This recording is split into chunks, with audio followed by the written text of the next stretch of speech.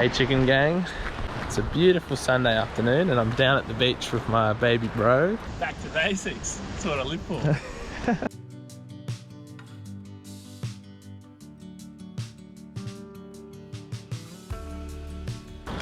We're back to where it began. Yeah. At really our, not the first spot we ever dived, but probably the first spot we hammered the fish stock. Yeah, the first spot we really hammered the local fish stock. Looking to get a silver drummer, try to cook on the cold tonight. Nice big silver drummer. Big fat silver drummer. Would it be considered the worst eating fish? I think so. Wouldn't feed it to my pelican.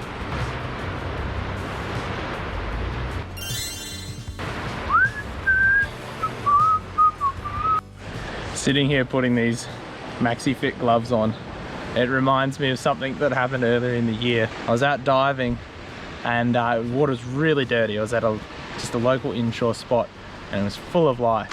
I speared, like it would have been like 2 meters visibility, and this pretty good sized grey mackerel just swam right underneath me. It was that dirty I thought it was a tarpon, and once I realized it was a grey mackerel, put the shot in, pulled it in, and I was like, man, my finger hurts.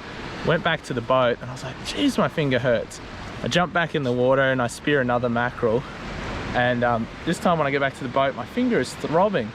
I pull the glove off and there's this, in Australia we call them a furry caterpillar or an itchy caterpillar, and it's actually inside my glove and it's just been sitting on my finger for hours, and my finger just swelled up like really bad. Like it really hurt. Like that little itchy caterpillar really brought me to my knees. Like I had to go to the doctors and everything, and it was swollen for like 2 months.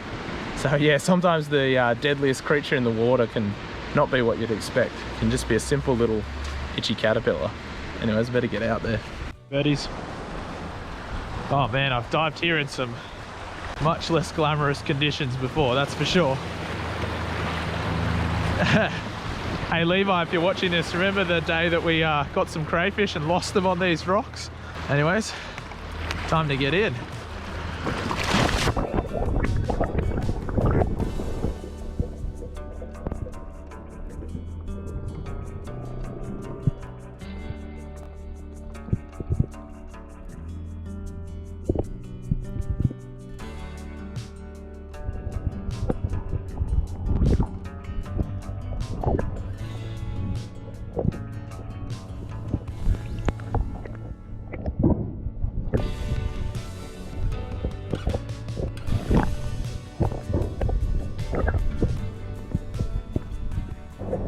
How small is it, hey?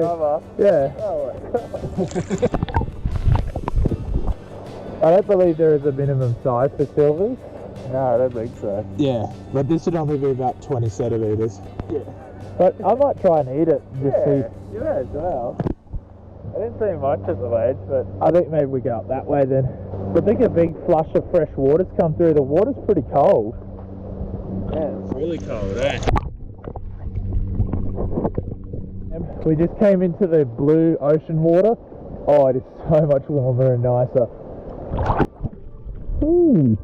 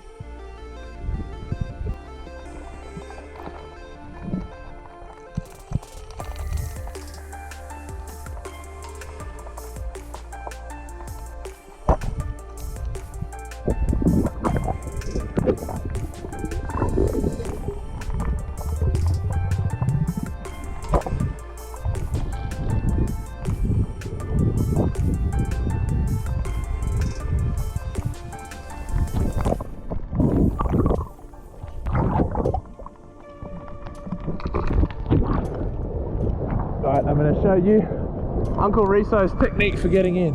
The first thing you want to do is coil up your float line, because otherwise it gets tangled everywhere when you're getting in.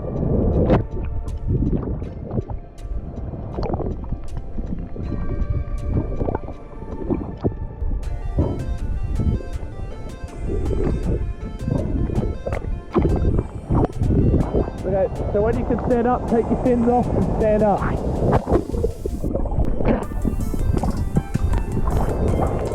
Put your fins under your armpit. This is really important.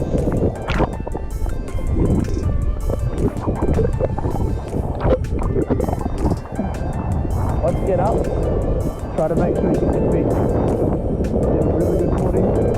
Try and get as far up the rocks as you can quickly,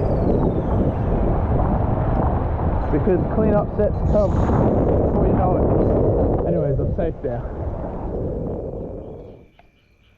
Don't know how weird this is going to look, but yeah, I'm back at home and I am going to prepare some whole fish cooked on the fire. So what I'm going to do is get some herbs. This is a shout out to you, Singer, if you're watching this. I'm going to grab some of that. Ooh, some oregano. Gonna take some spring onions. Alright, so I'm just gonna score this fish to help the flavours get right into it. Things like salt, very important for whole fish cooking.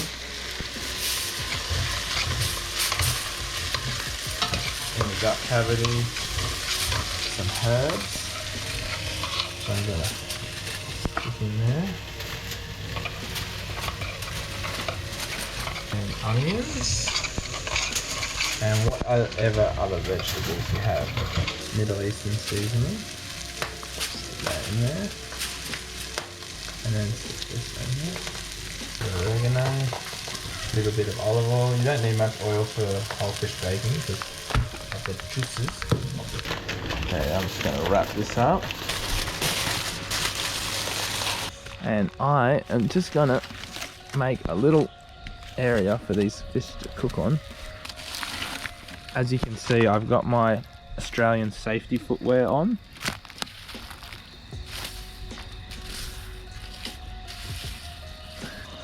Here comes the specimens. Put that bad boy there. This bad boy. Alright, check back in half an hour. It's been 20 minutes. I'm going to check on the little fish first. There we go.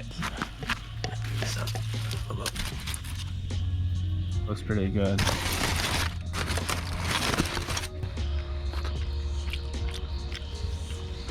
It's good tasting. This is the undesirable fish too, the silver drummer. It's alright. It doesn't have a whole lot of flavour, to be honest. It's not bad, but it's not great either. But I'll decide more when I eat more of it. What do you think, Dad? It's good? It's very good. Let me try a bit. It's only a very small fish. Good, eh? That was quite good. It's quite good how I stuffed the gut with herbs. Meaty. Well, this fish is renowned for having a weedy taste, so I thought if I stuffed the gut with herbs, you'd have to give that like nearly 10 out of 10, wouldn't it? Look at the flake. Look at the flake. Oh. It's so good. How's the flake? Come and stop me. Yeah, you can have all that. That is really good though. There you have it. That is how to cook what's considered a pretty gross fish, and it tastes superb. But this Tusky's gonna have to go on the fire a little bit longer, so we'll chuck him back on. Might want to just chuck it under the oven. Yeah. Yeah. Alright, it's going in the modern. Here is the finished product.